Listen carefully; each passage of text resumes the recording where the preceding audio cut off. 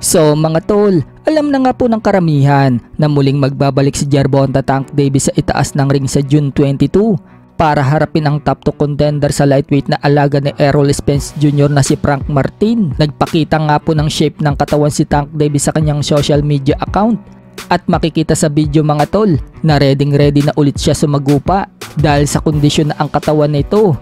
Maraming nga po ang mga fans tuloy ang nag-aalala dito kay Frank Martin. Bato-bato daw ang katawan ni Tank Davis. Sorry na lang daw dito kay Martin kung ano daw ang mangyayari sa kanya pag naglaban na sila ni Tank Davis. May nagsabi din mga tol na mukhang mapapatrouble daw si Martin.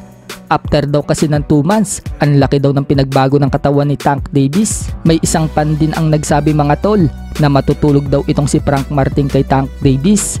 So maraming nga po ang naniniwala na hindi mananalo itong si Frank Martin kay Tank. Maging sa pustahan mga tol, dehado itong si Frank Martin.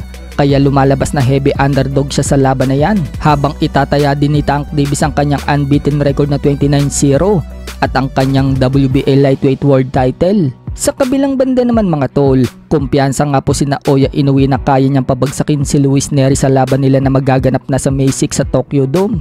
At hindi siya ma-upset ni Nery.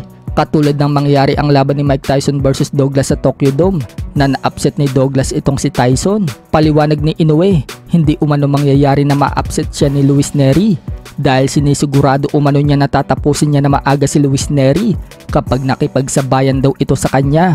Bukod dyan, kumpiyansa din ang Team Inoue na makakapuno sila ng 55,000 katao sa Tokyo Dome at ibibreak ang record nila Mike Tyson at Douglas na tinao ang venue ng 51,600. So kapag nilagpasan nga po ni Inoue at Nery ang numbers na yan, sila na ang kauna-unahang makakapuno ng Tokyo Dome pagdating sa boxing. Habang si Luis Nery mga tol, nakapokus na siya sa matinding pag-iinsayo.